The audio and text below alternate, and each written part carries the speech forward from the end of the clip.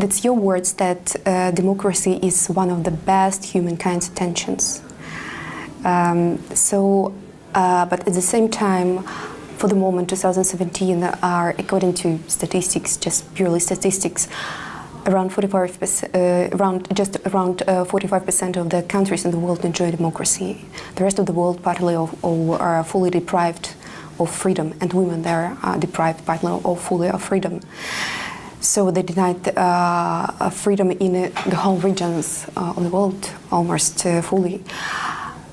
Do you still see the hope when just 45% of the countries in the world enjoy true freedom and women enjoy the opportunities for empowerment there? Well, I am an optimist, and I do see democracy as the best answer to people's needs within a country. But it's a difficult process, and it requires an understanding of responsibilities that citizens have towards their government and governments have towards their citizens. I have always believed that having women politically and economically empowered is something that is stabilizing for society, but societies cannot be fully democratic if women are not fully empowered. So it all goes together. But I think I am an optimist. Democracies are having a bit of a hard time at this moment because there's not enough faith in institutions. And I think that women, by being a part of the process, can help to connect better with the people in a country, explain what the responsibilities are. So it's still a lot of work, but women are absolutely essential to making democracy work. Okay, so but still to develop on the previous question, there are regions like Middle East, Eurasia, and for example North Africa, where the situation is the worst. You have the global perspective for this issue. So what could be suggested? Well, I think I have actually spent time in North Africa and in the Middle East and talked to a variety of women's groups there. I think that they do want to be much more involved, and many of them are more involved than we ever hear about. But I think we have to keep pushing. What we, I think, have to understand that cultures are different, history is different. We can't all be at exactly the same place, but we do have to support each other. I think in some ways, American women sometimes make a mistake thinking that everybody has to be exactly like American women. I do think we need to respect culture in other countries, but I don't think anybody can say X country is not ready for democracy, because people all everywhere want to make decisions about their own lives, and so we need to be supportive of each other. Mm-hmm. Do you personally believe in the so-called theory that the more women are in the power, the less violence and warfare and poverty are in the world is? I do believe that that in fact that women have more of a capability of reaching out to each other and having a way of empathy and understanding each other. I don't think that not every woman I've ever met or studied has been has not used force. And so I think we have to be careful about generalizations, but I do think that women have a capability of reaching out, understanding, working with each other across ethnic lines or tribal lines, and I've seen it in a number of countries, and certainly something that when I was Secretary of State I promoted, and then Hillary Clinton, when she was Secretary of State, really worked on that whole process.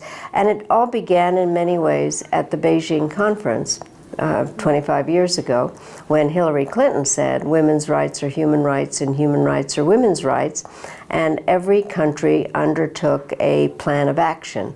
And so the question is how we keep pursuing that and make it a common effort. Mm-hmm. Your personal story as a Secretary of State, concerning your personal experience, what kind of gender-related difficulties did you face, did you encounter, if any, during your work?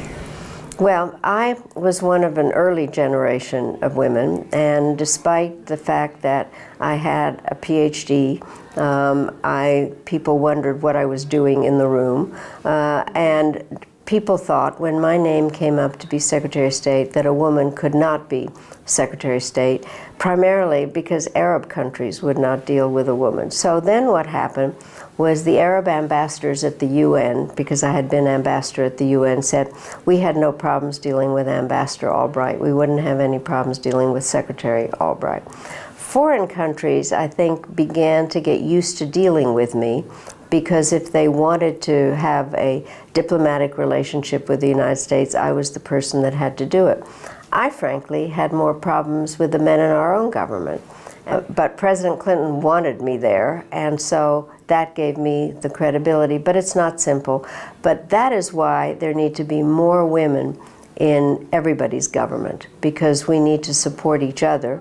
And when there are other women, then we are more helpful and can work together. I think the thing that would happen was I actually would be told not to argue emotionally what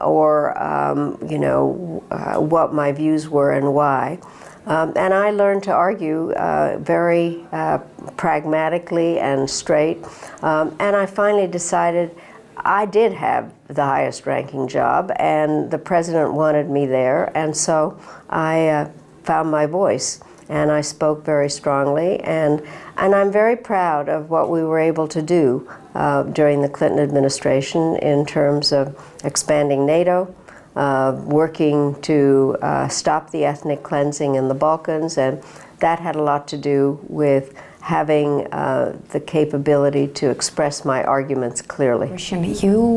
You're actually familiar very much with Central Eastern Europe, because by origin you came from the Czech Republic, Czechoslovakia, the former Czechoslovakia. So what do you see in Central Eastern Europe or in this area of the world?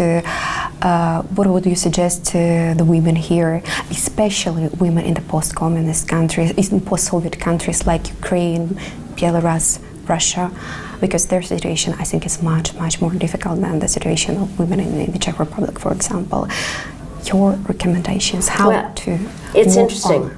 because I have now met with a lot of Ukrainian women and other women in other countries in Central and Eastern Europe. I think that the important part is to work together, to form coalitions, to decide on what the agenda is, and work together to make sure that it gets into the parliaments, that there are really ways to make clear that women are capable of any job, and not to have the discrimination of kind of saying women can't do it. I think women need to support each other, because there really, even among women, is kind of a sense of, oh, I can't do it. No man ever says I can't do it. And I think that we need to build each other's confidence. But politically, what I think is important is to create coalitions and work together.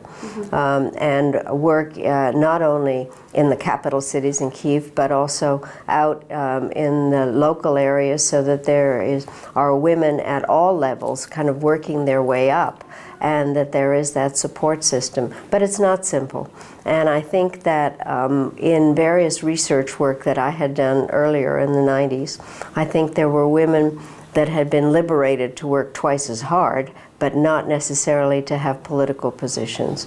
And so that is what has to happen. We know how, women everywhere know how to work all the time, but it's a matter of having the political influence, and that can only come by working together and supporting each other in parliaments and in local offices.